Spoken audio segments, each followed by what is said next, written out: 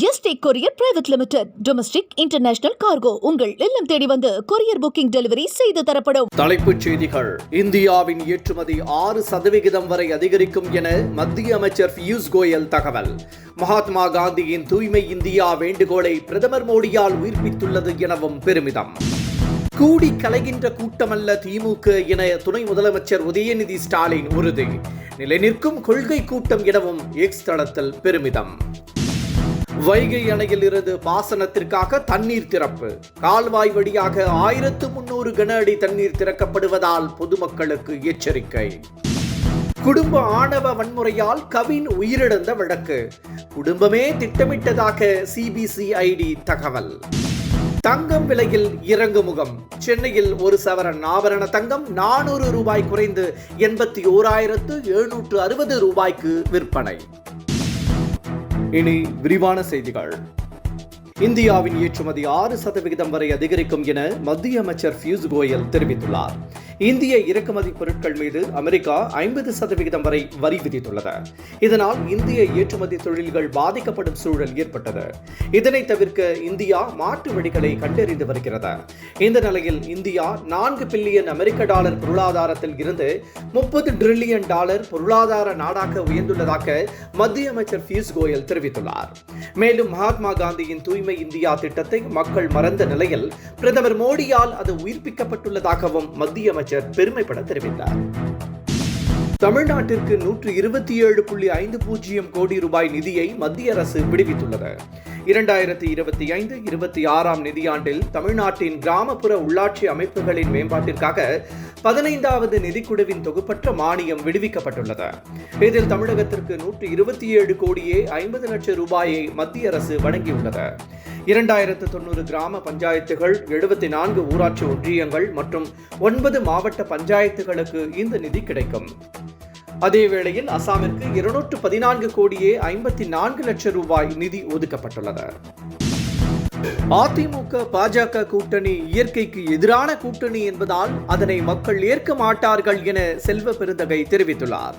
மேலும் அதிமுக பாஜக கூட்டணி ஒரு உடைந்த கண்ணாடி என்றும் அதை ஒட்டவே முடியாது என்றும் அவர் விமர்சித்துள்ளார். இபிஎஸ் அமித்ஷாவை மறைமுகமாக சந்திக்க வேண்டிய அவசியம் என்ன என்றும் அவர் கேள்வி எழுப்பியுள்ளார். மேலும் இது தொடர்பாக விரைவில் உண்மைகள் வெளிவரும் என்றும் அவர் கூறியுள்ளார். கூடி கலைகின்ற கூட்டமல்ல திமுக என்றும் இது கொள்கை கூட்டம் என்றும் துணை முதலமைச்சர் உதயநிதி ஸ்டாலின் பெருமிதம் தெரிவித்துள்ளார்.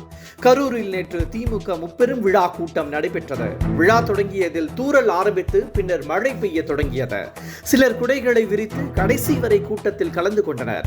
பலர் நாற்காலிகளை தலையில் பிடித்து நின்றவாறு கூட்டத்தை கவனித்தனர். இதனை எக்ஸ் தளத்தில் குறிப்பிட்டுள்ள துணை முதலமைச்சர் உதயநிதி ஸ்டாலின், கொட்டும் மழையிலும் திமுக முப்பெரும் விழா பிரம்மாண்டமாக நடைபெற்றது என பெருமைப்பட தெரிவித்துள்ளார். வைகை ஆற்றில் இருந்து பாசனத்திற்காக தண்ணீர் திறக்கப்பட்டுள்ளது. வைகை ஆற்றின் தண்ணீர் மூலம் தேனி, திண்டுக்கல், மதுரை, சிவகங்கை, ராமநாதபுரம் ஆகிய 5 மாவட்டங்கள் பலன் பெறுகின்றன. அந்த மாவட்டங்களுக்கு இந்த அணை முக்கிய நீர் ஆதாரமாக விளங்கி வருகிறது. இந்த நிலையில் அணையின் நீர்மட்டம் கடந்த சில வாரங்களாக 68 அடியை கடந்து அதே நிலையில் நீடித்து வருகிறது. இந்த நிலையில் முதல் போகத்திற்காக கால்வாய் வழியாக வினாடிக்கு 1130 கன அடி நீர் கூடுதலாக திறக்கப்பட்டுள்ளது. எனவே மக்கள் கால்வாயில் இறங்கவோ குளிக்கவோ கூடாது என நீர்வளத்துறை அதிகாரிகள் அறிவுறுத்தியுள்ளனர். அதிமுகவில் இருந்து நீக்கப்பட்ட தினகரன் ஜெயலலிதா இருக்கும் வரை இந்த பக்கமே வரவில்லை என இபிஎஸ் சாடியுள்ளார். டெல்லியில் அமித்ஷாவை சந்தித்த இபிஎஸ் காரில் வரும்போது தனது முகத்தை மூடிக்கொண்டு வந்ததாக தகவல் வெளியானது. இதற்கு பதிலடி கொடுக்கும் வகையில் இன்று இபிஎஸ் செய்தியாளர்களை சந்தித்தார். கார் இல்லாததால் வேறு காரில் சென்றதாகவும் யாருடன் சென்றேன் என்பதை யாரும் கேட்கக்கூடாது என்றும் தெரிவித்துள்ளார். தன் மீது வேண்டுமென்றே அவதூறு பரப்புவதாகவும் தனக்கு ஊடகங்கள் ஆதரவு இல்லை என்றும் இபிஎஸ் கூறினார். எம்ஜிஆர், அண்ணா போன்ற திராவிட தலைவர்களை முன்னிலைப்படுத்தும் நடிகர் விஜயை தூக்கி பிடிப்பதில் என்ன தவறு இருக்கிறது என பெங்களூரு புகழேந்தி கேள்வி எழுப்பியுள்ளார்.